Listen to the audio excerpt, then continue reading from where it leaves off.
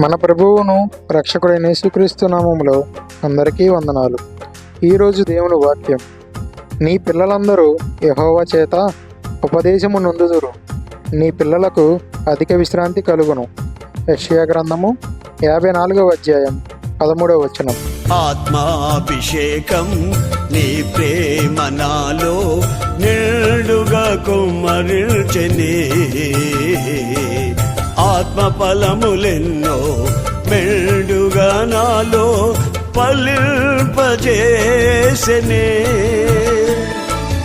ఆత్మాభిషేకం నీ ప్రేమ నాలో నిండుగా కుమ్మరించెనే,